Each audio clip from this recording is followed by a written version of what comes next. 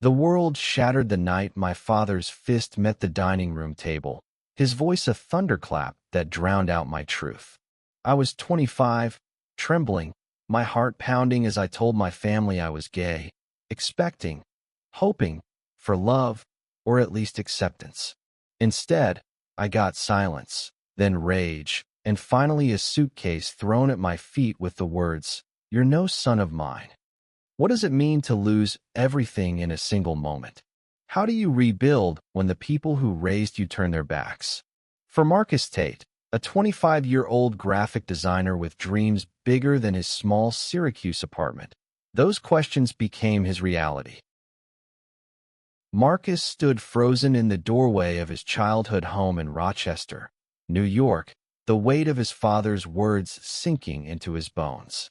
The house smelled of his mother's lavender candles, a scent that once meant safety, but now felt like a cruel mockery. His mother, Clara, sat at the table, her eyes fixed on her clasped hands, refusing to meet his gaze.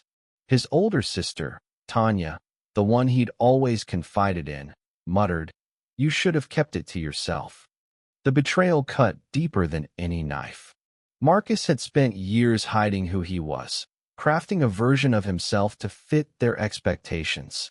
Good grades, church on Sundays, a smile that hid his fear. But the truth had clawed its way out, and now he was paying the price. He dragged the suitcase down the porch steps, the wheels catching on the cracked concrete. The October air was sharp, biting at his tear-streaked face. Where do you go when home is no longer home? Marcus didn't know, but he knew he couldn't stay. He climbed into his beat-up Honda, the engine sputtering as he drove towards Syracuse, where his best friend, Javier Morales, lived. Javier, with his quick laugh and endless optimism, had been Marcus's anchor since college. If anyone could help him piece himself back together, it was Javi. The drive was a blur of headlights and memories. Marcus replayed every moment of that disastrous dinner.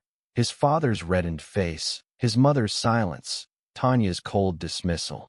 He'd spent months preparing for that moment, practicing the words in front of his bathroom mirror. "I'm gay. I've always been. I hope you can still love me." He'd imagined tears, maybe, or awkward hugs, but not this. Not exile. When he pulled up to Javier's apartment, it was past midnight. The building was a faded brick relic, its fire escape rusted but sturdy. Marcus hesitated, his hand hovering over the buzzer. What if Javier didn't want the mess of his life spilling into his? But before he could second-guess himself, the door swung open, and there was Javier, 26, with dark curls falling into his eyes, wearing a threadbare Syracuse University hoodie. His face softened at the sight of Marcus, suitcase in hand, eyes red. "Marcus, what the hell happened?" Javier's voice was all concern, no judgment. "They kicked me out," Marcus said, his voice breaking. "My family, they're done with me." Javier didn't hesitate. He pulled Marcus into a hug, strong and steady, the kind that felt like it could hold the world together. "You're staying here," he said simply, "as long as you need." Inside, Javier's apartment was a chaotic mix of art supplies, vinyl records, and half-finished coffee mugs, a reflection of his life as a freelance illustrator. Marcus collapsed onto the couch, the weight of the night crashing over him. Javier sat beside him, close enough that their knees touched. "Tell me everything," he said. And so Marcus did. He spilled it all. The years of hiding, the fear of rejection, the hope that his family might surprise him. Javier listened, his brown eyes steady, never once looking away. When Marcus finished, his throat raw, Javier leaned forward, his voice low but fierce. "You're enough, Marcus. You've always been enough. They don't get to decide your worth." Those words hit Marcus like a lifeline. He looked at Javier, really looked at him. The way his hands fidgeted when he was passionate, the way his eyes crinkled when he cared.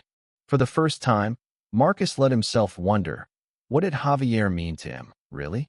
Not just a friend, but something deeper, something he'd never dared name. The next few weeks were a haze of survival. Marcus crashed on Javier's couch, his days spent job hunting and dodging calls from his sister, who left voicemails that alternated between guilt and blame. Javier was a constant presence, dragging Marcus to local coffee shops to sketch or forcing him to watch cheesy rom-coms to lift his spirits. But beneath the laughter, Marcus felt the ache of his family's rejection. He wondered, could he ever trust love again after such betrayal? One evening, as they sat on the fire escape, the city lights sprawling below, Javier handed Marcus a beer. "You ever think about what you want now?" Javier asked. "Not what they wanted for you, but what you want." Marcus stared at the bottle, the condensation cold against his palm. What did he want? Freedom, maybe. To be seen, not as a secret or a disappointment, but as himself. And, though he barely admitted it, he wanted Javier, not just as a friend, but as something more. The thought terrified him. What if he ruined the one good thing he had left? "I don't know," Marcus said finally. I want to feel like I belong somewhere." Javier turned to him, his expression unreadable. "You belong here," he said softly. "With me." The words hung in the air, heavy with possibility. Marcus's heart raced. Was Javier saying what he thought he was? Or was it just friendship, just comfort? He wanted to ask, to reach out, but fear held him back. Instead, he smiled, weak but genuine. "Thanks, Javi." As autumn deepened, Syracuse's streets turned into a canvas of crimson and gold. Marcus found a freelance design gig, enough to keep him afloat, but the real work was rebuilding himself. Every morning, he woke to the sound of Javier humming in the kitchen, brewing coffee so strong it could wake the dead. Those small routines became Marcus's tether, grounding him in a world that felt unsteady. But the past wasn't done with him. One afternoon, Marcus's phone buzzed with a text from Tanya. "Dad's sick. You should come home." The words were a punch to the gut. Sick? How sick? And why should he go back to a place that had spit him out? He showed the text to Javier, who frowned, his brow furrowing. "What do you want to do?" Javier asked. What did Marcus owe a family that had rejected him? Should he return, hoping for reconciliation, or protect the fragile peace he'd found? The questions gnawed at him, but Javier's presence steadied him. They spent hours talking it over, Javier challenging him to weigh his heart against his hurt. "You don't have to forgive them," Javier said. "But you deserve to make the choice for you, not them." Marcus decided to go, not for his father, but for himself, to face the people who'd broken him and prove he was still whole. Javier insisted on driving him. The 4-hour trip to Rochester filled with music and quiet moments where their hands brushed on the gearshift. Each touch sent a jolt through Marcus, stirring feelings he wasn't ready to name. What did it mean to want someone so badly it hurt? And what if that someone was the one person he couldn't afford to lose? When they pulled up to the house, Marcus's stomach churned. The porch looked the same, but the air felt heavier. His father, Gerald, answered the door, looking thinner, his face lined with exhaustion. The diagnosis was cancer, stage 3, and the prognosis wasn't good. Marcus braced for anger, but Gerald just looked at him, his eyes tired. "You came," he said, almost surprised. The visit was a tightrope walk. Clara fussed over Marcus, offering food he didn't eat, while Tanya hovered, her apologies half-hearted. Gerald said little, but his silence felt different, not hostile, just empty. Marcus wanted to scream, to demand answers, but he held back. Why did their rejection still hurt so much? Why did he still want their love? Javier stayed close, his presence a quiet strength.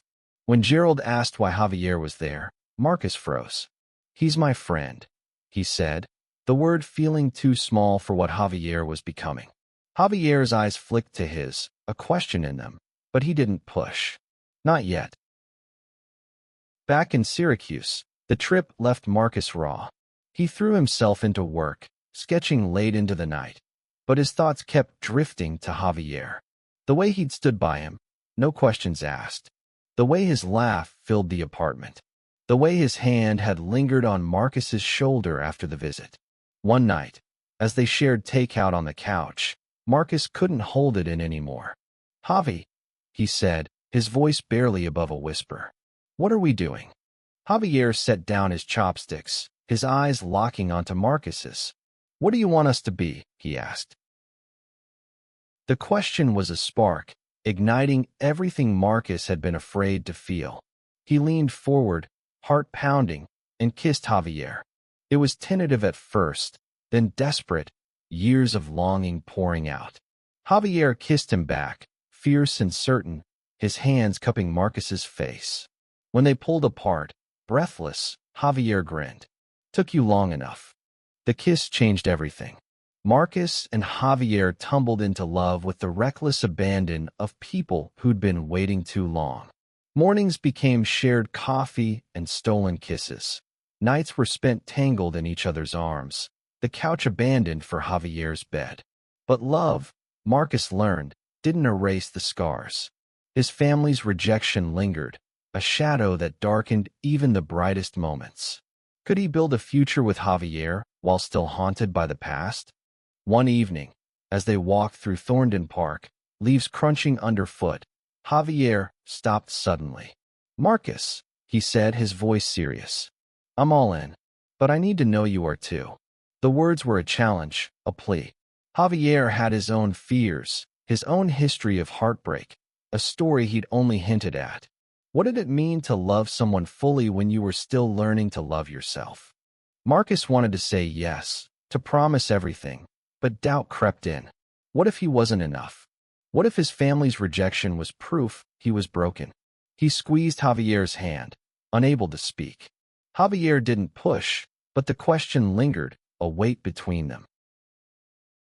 Then came the letter. It arrived in Javier's mailbox, addressed to Marcus in his mother's neat handwriting. Inside was an apology, halting and imperfect, but an apology nonetheless. Clara wrote of regret, of fear, of wanting to understand. She asked to see him, to talk. Marcus read it again and again, his emotions a tangle of hope and anger. Should he give them another chance? Or was it too late? Javier read the letter too, his expression guarded.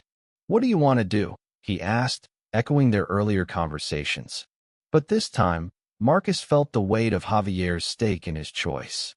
If he went back, would it pull him away from the life he was building? If he didn't, would he always wonder?